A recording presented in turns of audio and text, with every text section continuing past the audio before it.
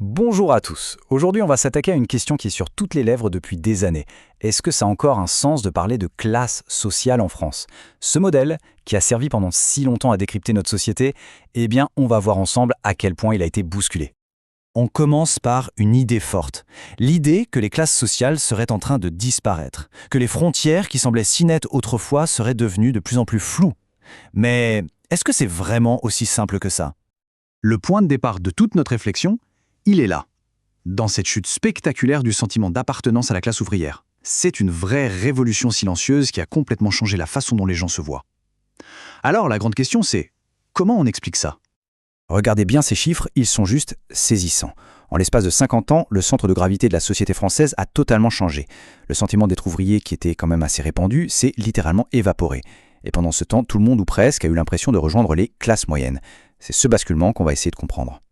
Alors, première grande explication à ce phénomène, un processus que les sociologues ont baptisé la moyennisation. En gros, l'idée d'une immense convergence vers un grand centre. Le concept est assez simple à comprendre. Les extrêmes se seraient rapprochés. Les modes de vie, les salaires, les manières de consommer, tout aurait tendu à s'uniformiser, créant cette gigantesque classe moyenne au cœur de la société. Voyons voir comment ça s'est passé concrètement.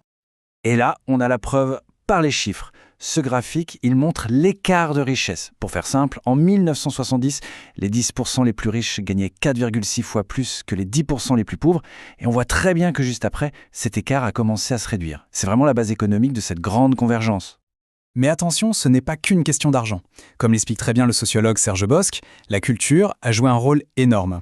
Pensez-y, l'école pour tous, la télé dans tous les foyers, les mêmes supermarchés, tout ça, ça a créé des références communes, des expériences partagées qui ont un peu gommé les vieilles barrières culturelles entre les classes. Forcément, face à une telle transformation, les anciens modèles ne tiennent plus la route. Il a fallu complètement repenser la carte de la société française. Le point de départ, c'est de se dire que l'image qu'on a tous en tête, celle de la pyramide avec une large base populaire en bas et une toute petite élite au sommet, eh bien, cette image est devenue obsolète. La réalité est bien plus complexe. Et c'est là qu'arrive une proposition vraiment intéressante, la fameuse toupie d'Henri Mandras. Oubliez la pyramide, imaginez une toupie. Tout en haut, une petite élite. Tout en bas, une petite frange de pauvreté. Et au milieu, le plus important, deux énormes groupes, une constellation populaire et surtout une constellation centrale qui n'arrête pas de grossir et qui est devenue le véritable cœur de la société. Et pour que ce soit bien concret, Mandras donne un exemple assez parlant, le barbecue. Cette pratique conviviale est d'abord apparue dans cette fameuse constellation centrale avant de se diffuser partout, dans tous les milieux. C'est l'exemple parfait pour montrer comment ce groupe est devenu une sorte de moteur des modes et des nouvelles pratiques sociales.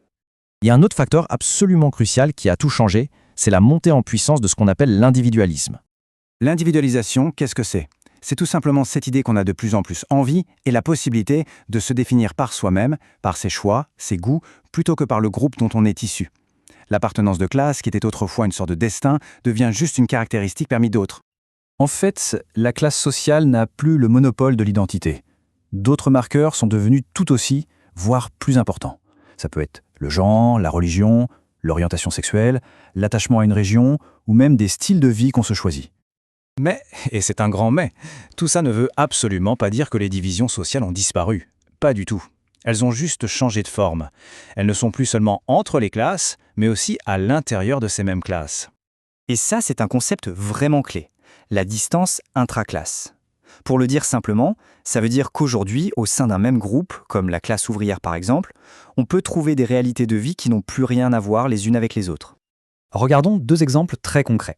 D'un côté, on a un écart de salaire qui reste important entre les hommes et les femmes ouvriers. De l'autre, un taux de chômage qui n'est absolument pas le même pour un ouvrier qualifié et un ouvrier non qualifié. On voit bien que la classe ouvrière est complètement fracturée de l'intérieur.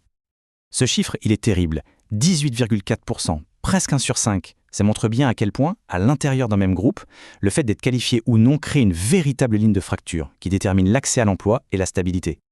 Ce tableau résume parfaitement la situation. Être un homme ou une femme, être qualifié ou non, ça change tout. La classe ouvrière n'est plus un bloc uni avec des intérêts communs. Elle est traversée par des divisions profondes.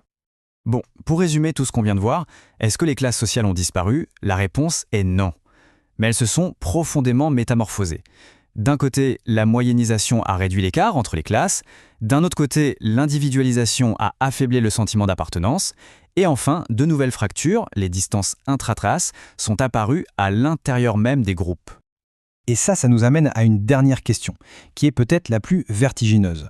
Si la classe sociale n'est plus la grille de lecture principale, alors qu'est-ce qui aujourd'hui structure vraiment notre place dans la société et définit qui l'on est? La question est posée. Merci beaucoup de nous avoir suivis.